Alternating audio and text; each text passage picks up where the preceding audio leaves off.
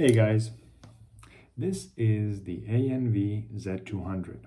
That is the Acta Non Verba Z200, made in the Czech Republic. This knife cost me about $70, and it is one of the crappiest knives I have ever bought for $70. I made a first impressions video. I made a video where I was very frustrated because I actually tried to switch the sides of the pocket clip and how this was just the worst system you could think up for a pocket clip. And I also made a video where I didn't talk about the pocket clip, but I talked about the whole design of it. Now, I tried to disassemble the knife and I was unsuccessful. So I realized I had to cut a notch here, and a friend of mine said he had a better idea, and he just drilled these two holes, which is actually a better idea because you're gonna damage the pivot screw less, and with this little thing you can now open the knife. Why do I want to disassemble it? Because it has some seemingly side-to-side play, but it's not. It is actually forward-backward blade play. And that is because there's not enough tension in the liner lock. If you could bend the liner lock a bit more, it would probably move more towards the inside.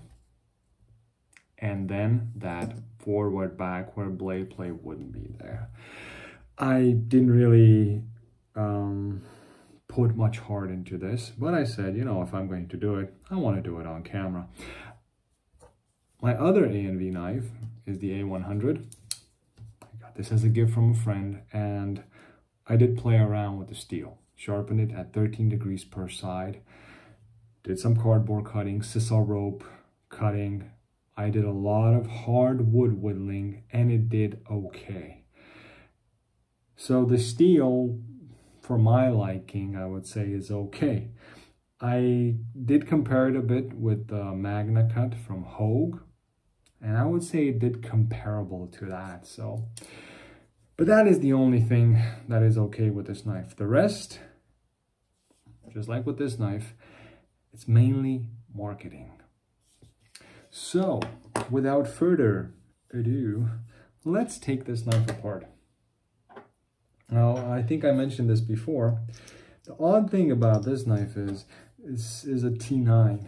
And I actually, because I tried to put this, I just bought some screwdrivers for this. Now, I didn't open this, my friend did. My friend actually, he drilled the holes and he loosened up the screw. And I have to be honest, I just lost patience with this knife. I lost any faith I had in ANV.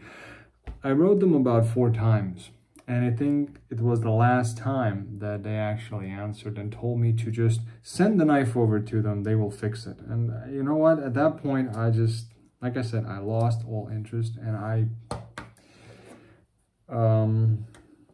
now, I've seen a lot of people present ANV knives, and everybody had decent things to say about them. And I don't know how that came to be. So this is actually the first time I disassembled a knife. I could already disassemble it for a couple of weeks, but I just didn't feel like doing it.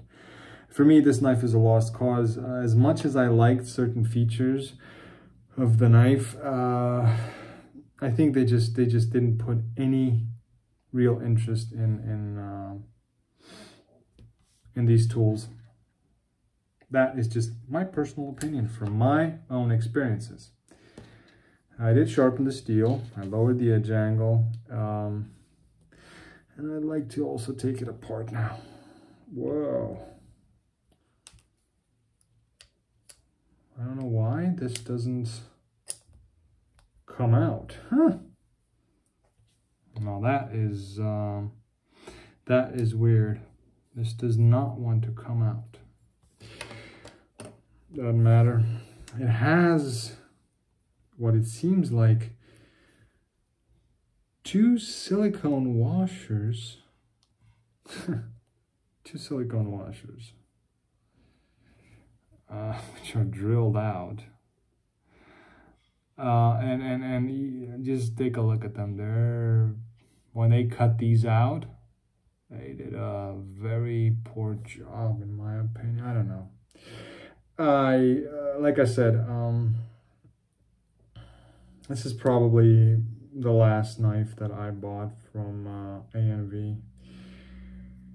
Let's see. Now, I can't, obviously, I don't know why, I cannot,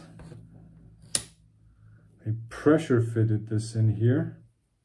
This blade is sharp, so it probably would cut me if it slams any harder on my fingers. I pressure fitted this in here, and I cannot take the blade off. Now, this is just the worst. This is the worst. I can't imagine having a worse system for this. Whoever designed this should be punished. Should be punished. I mean, severely punished. All right. I don't even give a crap anymore. Let's wipe this off and bend it. You see how little this is bent, and of course it's not going to lock up. I think at the beginning there was a slight burr that helped the blade stay locked and not have up and down blade play, and then that burr just got knocked off. Now, am I going to break it? I have no idea. Maybe. Maybe. I don't know. And at this point, it's very difficult to say that I would care.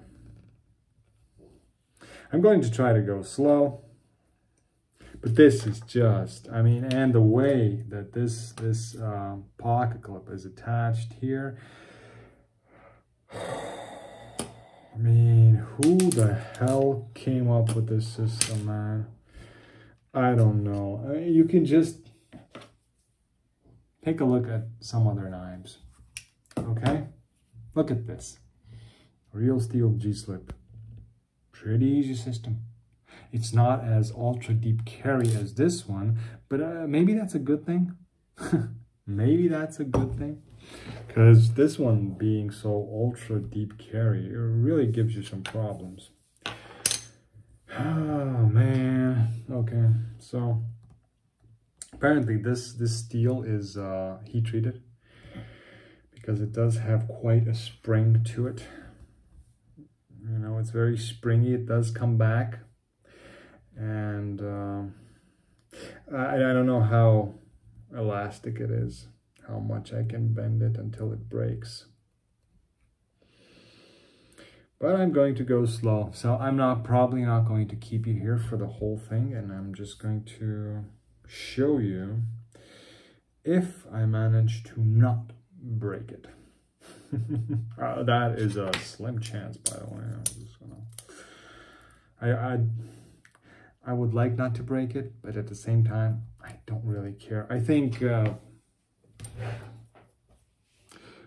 what ANV did right here, it's just a shame. Yeah. Oh, yeah.